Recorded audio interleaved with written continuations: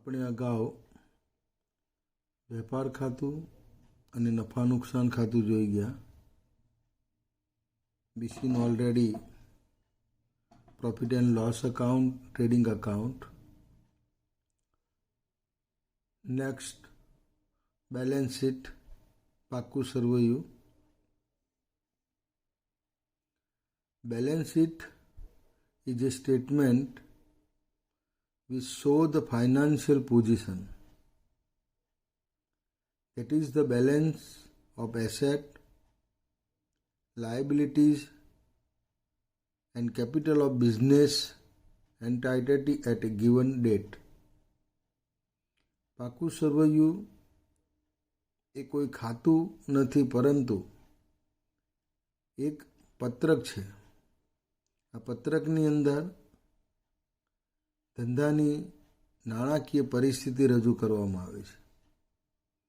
એટલે કે અમુક ચોક્કસ દિવસની, અમુક ચોક્કસ તારીખની ધંધા પાસે કેટલી મિલકતો છે, કેટલા દેવા અને કેટલી મૂડી છે, તે આની અંદર બતાવવામાં આવે છે.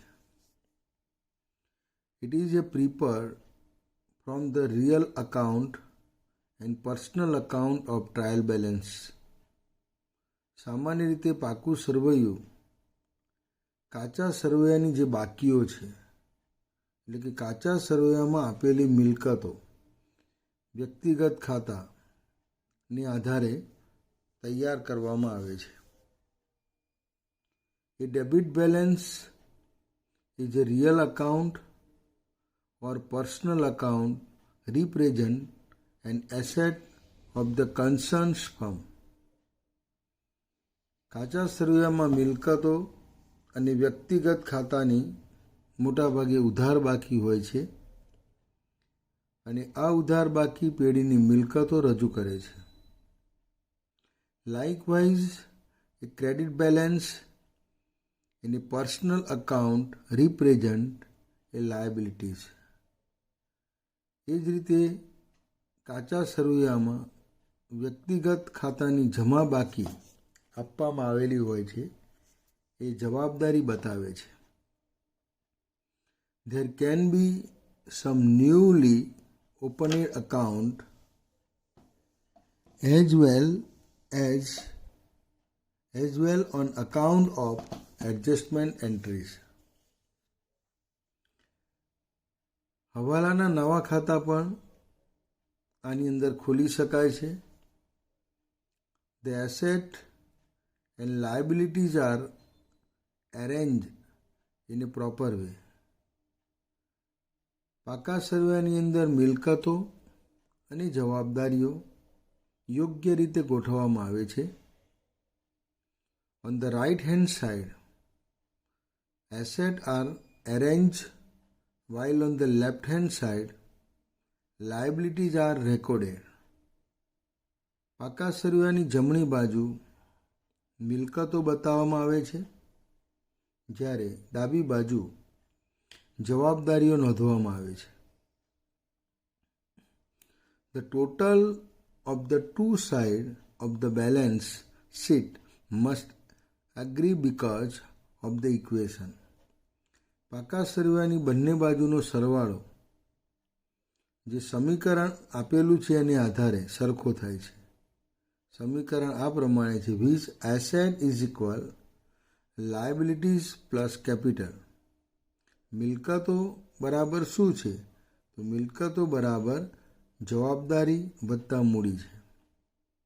મિલકતો જમણી બાજુ હોય છે, ઉછીના લીધેલા નાણાં અને ધંધાની મૂડી ડાબી બાજુ બતાવવામાં આવે છે. If there is a difference, it means that there is some mistake. જો આ બંને બાજુનો સરવાળો સરખો ન થાય તો એનો અર્થ એ થાય છે કે તફાવતની જેટલી રકમ છે એટલી રકમમાં કોઈ ભૂલ છે. The difference, if it does occur, should be placed on the deficit side as a suspense account to make the two sides agree apparently.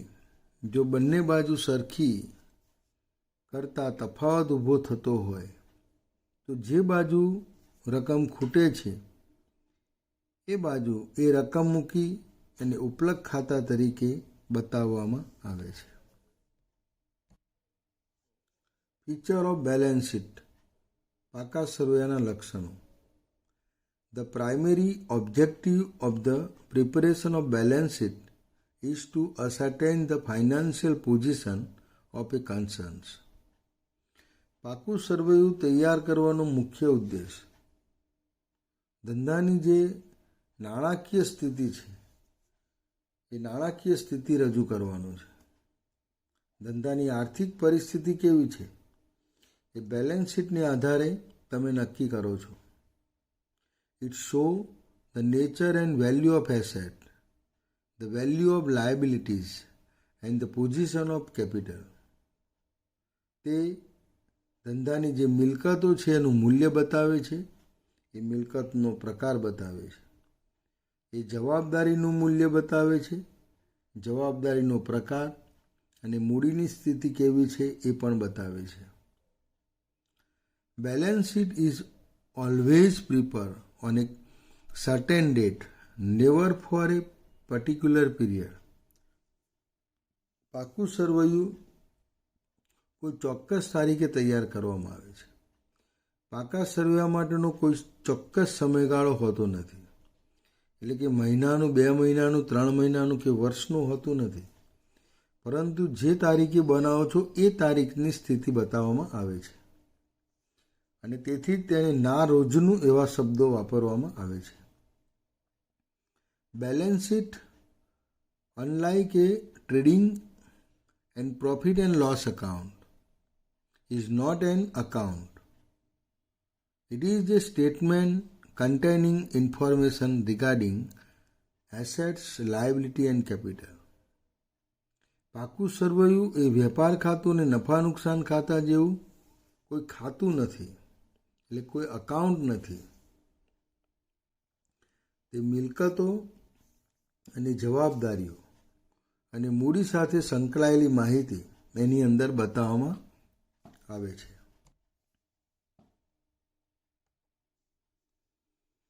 Marshalling of balance sheet. પાકા સરવૈયાની ગોઠવણી, રચના, એનો વિન્યાસ, લેઆઉટ જેને આપણે કહીએ છીએ. Layout of balance sheet or marshalling of balance sheet, એની રચના. The arrangement of assets and liabilities in accordance with a particular order is known as marshalling of balance sheet. ચોક્કસ ક્રમની અંદર મિલકતોને અથવા તો ચોક્કસ ક્રમની અંદર જવાબદારીઓને જે ગોઠવવામાં આવે છે એ ગોઠવણીને પાકા સરવૈયાની રચના કે વિન્યાસ તરીકે ઓળખવામાં આવે છે. The item in the balance sheet are generally marshaled in two ways.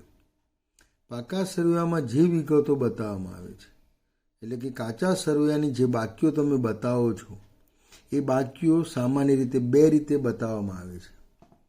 1. Liquidity order, તરલતા પ્રમાણે. તરલતા પ્રમાણે એટલે જે ઝડપથી રોકડમાં રૂપાંતર થાય છે એવી વિગતો પ્રથમ દર્શાવવામાં આવે છે અને જે ઝડપથી રોકડમાં રૂપાંતર નથી થતી એવી વિગતો છેલ્લે બતાવવામાં આવે છે. In liquidity order, the assets are stated in order in which they can be easily converted into cash and the liability in the order in which they have to be paid off. તરલતા પ્રમાણે જે મિલકતો સરળતાથી ઝડપથી રોકડમાં રૂપાંતર થતી હોય તેને પ્રથમ બતાવવામાં આવે છે અને એ જ રીતે જે જવાબદારીઓ ઝડપથી ચૂકવવાની છે, ટૂંકા સમયની અંદર ચૂકવવાની છે, એ જવાબદારીઓ પ્રથમ બતાવવામાં આવે છે. પરમેનન્સ ઓર્ડર, સ્થિરતા પ્રમાણે એટલે કે જે ઝડપથી રોકડમાં રૂપાંતર થતી નથી એવી મિલકતો જે લાંબા સમયગાળા માટેની છે એને પ્રથમ બતાવવામાં આવે છે અને જે મૂડી ધંધાના જીવનકાળ દરમિયાન રાખવાની છે એ મૂડી પ્રથમ બતાવવામાં આવે છે. In permanence order, assets which are to be used permanently in the business and are not meant for sale are shown first. સ્થિરતા પ્રમાણેનો ક્રમ એટલે જે મિલકતો ધંધામાં કાયમી લાંબા સમય માટે ઉપયોગમાં લેવાની છે, જે વેચાણ માટે નથી, આવી મિલકતો પ્રથમ બતાવવામાં આવે છે. And the assets that are liquid are shown last in order. અને જે મિલકતો ઝડપથી રોકડમાં રૂપાંતર થાય છે એવી મિલકતો છેલ્લે બતાવવામાં આવે છે. Similarly liabilities may also be shown according to the permanence arrangement. એ જ રીતે જે જવાબદારીઓ સ્થિર છે, જે લગભગ લાંબા સમય પછી ચૂકવવાની છે, એવી જવાબદારીઓને પ્રથમ બતાવવામાં આવે છે. એટલે કે મૂડી પ્રથમ બતાવવામાં આવે છે. ત્યાર પછી લાંબા ગાળાના દેવા બતાવવામાં આવે છે અને છેલ્લે જે ઝડપથી ચૂકવવાની છે એવી જવાબદારીઓ બતાવવામાં આવે છે. Specimen of balance sheet in permanence order is given below. સ્થિરતાના ક્રમ પ્રમાણે જો પાકું સરવૈયું તૈયાર કરવું હોય તો એનો નમૂનો નીચે આપેલો છે. The order will be reverse in liquid order. અને એ જ પાકા સરવૈયાને તમે ઉલટાવી દો, રિવર્સ કરી દો તો એ તરલતાના ક્રમમાં ગોઠવાઈ જશે. Balance sheet, liability side, first capital plus add net profit less drawing ઓપાડ. સ્થિરતાના ક્રમ પ્રમાણે મૂડી પ્રથમ બતાવવામાં આવે છે, કારણ કે મૂડી હંમેશા છેલ્લે ચૂકવવામાં આવે છે. લોન ઓન મોર્ગેજ, ગીરો લોન, એ વચગાળાનું દેવું છે. આઉટસ્ટેન્ડિંગ એક્સપેન્સીસ, ચૂકવવાના બાકી ખર્ચા એ તમારે ઝડપથી ચૂકવવા પડે છે. બેંક ઓવરડ્રાફ્ટ, સન્ડ્રી ક્રેડિટર, પરચુરલ લેણદારો, બિલ પેએબલ, દેવી હુંડી. તો આ જે ક્રમ છે એ સ્થાયીપણાનો ક્રમ છે. Asset side goodwill, land and building, plant and machinery, furniture and fixtures, આ સ્થિર મિલકતો છે એ પ્રથમ બતાવવામાં આવે છે. ઇન્વેસ્ટમેન્ટ, રોકાણો, રોકાણો એ મધ્યમ ગાળાનું ઇન્વેસ્ટમેન્ટ કહી શકીએ. Stock, sundry debtors, bill receivable, cash or bank, આ ચાલુ મિલકતો છે જેનું તમે રોકડમાં રૂપાંતર કરી શકો છો. એને છેલ્લે બતાવવામાં આવે છે. ક્લાસિફિકેશન ઓફ એસેટ, મિલકતોનું વર્ગીકરણ. મિલકતોનું પણ વર્ગીકરણ કરવામાં આવે છે. Fix asset are those which are acquired four long use in the business itself and not for resale. સ્થિર મિલકતો એટલે જે મિલકતો ધંધાની અંદર લાંબા સમય સુધી રહે છે અને લાંબા સમય માટે ખરીદવામાં આવે છે, એને લાંબા ગાળા સુધી રોકવામાં આવે છે, એનું ફરી વેચાણ કરવામાં નથી આવતો, એવી મિલકતોને સ્થિર મિલકતો કહેવામાં આવે છે.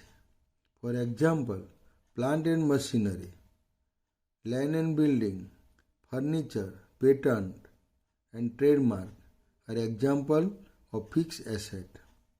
મશીનરી એ લાંબા સમય માટે છે, જમીન મકાન લાંબા સમય માટે છે, ફર્નિચર લાંબા સમય માટે છે.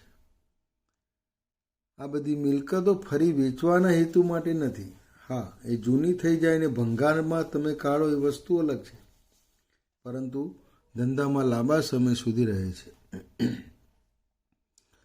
Current or floating asset are those that are meant to be converted into cash as soon as possible. ચાલુ અથવા અસ્થિર મિલકતો એટલે જેનું શક્ય હોય એટલું ઝડપથી તમે રોકડમાં રૂપાંતર કરી શકો છો. જ્યારે રોકડા નાણાંની જરૂર પડે ત્યારે તમે એને રોકડમાં ફેરવી શકો છો. સ્ટોક ઓફ ગુડ, તૈયાર માલનો સ્ટોક છે. ડેટર્સ, દેવાદારો. બેલેન્સ એટ બેંક, બેંકની અંદર તમારી જે રકમ છે તે. Are example of current asset, એ ચાલુ મિલકતના ઉદાહરણ છે. Liquid asset are those asset which are already in the form of cash or which can be readily converted into cash such as government security. પ્રવાહી મિલકત એટલે એવી મિલકત કે જેનું તમે રોકડમાં ત્વરિત રૂપાંતર કરી શકો છો, સહેલાઈથી, ઝડપથી, જેટલું શક્ય હોય એટલું. દાખલા તરીકે સરકારી જામીનગીરી. સરકારી જામીનગીરીમાં તમે રોકાણ કર્યું હોય તો જ્યારે નાણાંની જરૂર પડે ત્યારે તરત જ તમને એ નાણાં પ્રાપ્ત થાય છે. Intangible asset are those fix asset which can not be seen or touch. અદ્રશ્ય મિલકતો. અદ્રશ્ય મિલકતો એવી મિલકતો છે કે તમે એને જોઈ શકતા નથી અથવા તો તમે એને સ્પર્શ કરી શકતા નથી. Goodwill is an intangible asset because there is no physical form to show it. પાઘડી અદ્રશ્ય મિલકત છે કારણ કે તમે એને જોઈ શકતા નથી, એનું ભૌતિક સ્વરૂપ નથી. ROM ફ્રોમની જગ્યાએ ફોર્મ, FORM, ફોર્મ શબ્દ વાંચવાનો છે. ફિઝિકલ ફોર્મ, ભૌતિક સ્વરૂપ.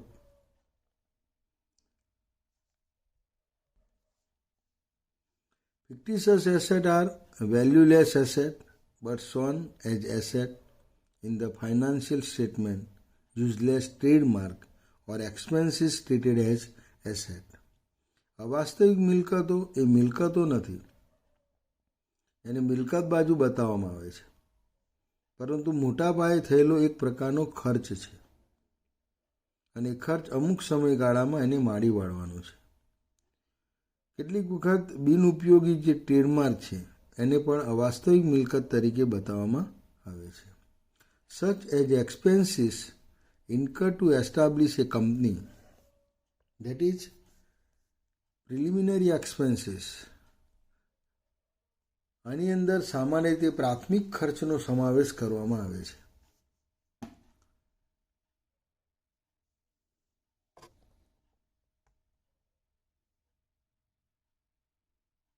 અમુક મિલકતો સ્થાપતી વખતે શરૂઆતમાં સ્થાપના ખર્ચ થાય છે, તો એ સ્થાપના ખર્ચ એ અવાસ્તવિક મિલકત છે. એની અંદર પ્રાથમિક ખર્ચનો સમાવેશ થાય છે. જાહેરાત ખર્ચનો પણ સમાવેશ થાય છે. એડવર્ટાઇઝમેન્ટ, જાહેરાત ઉપલક ખાતું જેને આપણે ઓળખીએ છીએ, એટલે આ મોટા પાયે થયેલો ખર્ચ છે. ક્લાસિફિકેશન ઓફ લાયબિલિટીઝ, જવાબદારીઓનું વર્ગીકરણ. Fix and long term liabilities, સ્થિર અને લાંબા ગાળાની જવાબદારી, જે ધંધાના સમયગાળા સુધી લગભગ ચૂકવવાની હોતી નથી. Fixed liability are those liabilities which are payable on the termination of the business such as capital of the proprietor, whereas long-term liability are those which will be redeemed after a long period of time. For example, long-term loan, debenture, etc. સ્થિર જવાબદારી એટલે એવી જવાબદારી કે જે ધંધો જ્યાં સુધી ચાલે ત્યાં સુધી એ લગભગ ચૂકવવાની હોતી નથી. એટલે કે ધંધાનું વિસર્જન થાય ત્યારે એ ચૂકવવા પાત્ર બને છે, કારણ કે એ માલિકીની મૂડી છે. અને લાંબા ગાળાની જવાબદારી એટલે એવી જવાબદારી છે જે લાંબા સમય સુધી તમારે ચૂકવવાની નથી. લાંબા ગાળાની લોન છે, લાંબા ગાળાના દેવા છે વગેરે. કરંટ લાયબિલિટી, ચાલુ જવાબદારી. These are liability which have to be redeemed in the near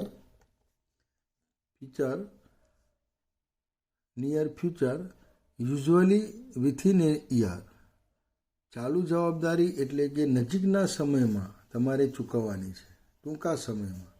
સામાન્ય રીતે 1 વર્ષની અંદર આ જવાબદારી લગભગ ચૂકવવામાં આવતી હોય છે. ટ્રેડ ક્રેડિટર, વેપારી લેણદારો, bank overdraft, bill payable, etc are example of current liability. ધંધાના જે લેણદારો છે 1 વર્ષમાં લગભગ ચૂકવવા પડે. બીઓડી લગભગ 1.5 વર્ષમાં ચૂકવવું પડે. દેવી હુંડીના નાણાં પણ તમારે ચૂકવવા પડે. આ બધી ચાલુ જવાબદારી છે. કન્ટીજન્ટલ લાયબિલિટી, સંભવિત જવાબદારી. These are not actual liability. આ ખરેખર જવાબદારી નથી, but there becoming actual liability depend on the happening of certain event. કોઈ ચોક્કસ બનાવ જ્યારે બને ત્યારે લગભગ ચૂકવવા પાત્ર થતી હોય છે. એટલે બનાવ બનવા ઉપર આધારિત છે. અમુક બનાવ બને તો એ જવાબદારી બને છે અને અમુક બનાવ ન બને તો એ જવાબદારી બનતી નથી. ઇફ સચ ઇવન્ટ ડુ નોટ અકર, જો કોઈ બનાવ ન બને તો નો લાયબિલિટી આર ઇન્કર, કોઈ જવાબદારી ઊભી થતી નથી, એટલે કે કોઈ જવાબદારી બનતી નથી. Liability in respect of pending suit is a contingent liability because it is only if and when suit is lost that the liability will be incur. જવાબદારીની સુનાવણી, કોઈ ફરિયાદ કરેલી હોય તો એની સુનાવણી થાય, એના આધારે જવાબદારી બને. કોઈએ કંપની સામે કેસ કરેલો હોય તો કોર્ટની અંદર સુનાવણી અને ફરિયાદની જે નિકાલ છે, નિકાલ કેવી રીતે થશે? જો તમારી ફેવરમાં ચુકાદો આવે તો જવાબદારી બનતી નથી, પરંતુ જો કર્મચારી જેણે ફરિયાદ કરી છે એની ફેવરમાં ચુકાદો આવે તો એ તમારી આકસ્મિક જવાબદારી છે. કારણ કે આ જવાબદારી ત્યારે જ બને છે જ્યારે ફરિયાદ તમે હારી જાઓ છો. જો તમે ફરિયાદ જીતો તો એ જવાબદારી બનતી નથી. Bill discounted with a bank are also a contingent liability because if the acceptor fail to meet the bill on due date the firm will become liable to the bank. કોઈ પણ હુંડી તમે વટાવી હોય તો એ સંભવિત જવાબદારી છે. હુંડી પાક્યા તારીખ પહેલાં વટાવેલી છે. હવે આ હુંડી તમે જો વટાવી હોય અને સ્વીકારનારો એ પાક્યા તારીખે ન ચૂકવે, નાણાં ચૂકવવામાં નિષ્ફળ જાય અથવા તો એના બેંક ખાતામાં પૈસા ન હોય, ત્યારે બેંક આ હુંડી નકારે છે અને એના નાણાં તમારે ચૂકવવા પડે છે. એટલે બેંકને ચૂકવવાની જવાબદારી બને છે. Such liability are not in balance sheet. આ જવાબદારી પાકા સરવૈયામાં બતાવવામાં આવતી નથી. Usually a foot note is appended at the balance sheet for such liability. આવી જવાબદારી ફૂટનોટ તરીકે પાકા સરવૈયામાં બતાવવામાં આવે છે અને સરવાળામાં ધ્યાનમાં લેવામાં આવતી નથી.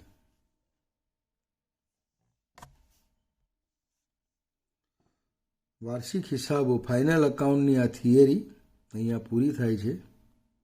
આટલી થિયરી તમારે તૈયાર રાખવાની છે. આના પછી સીધા દાખલા આપણે ગણીશું.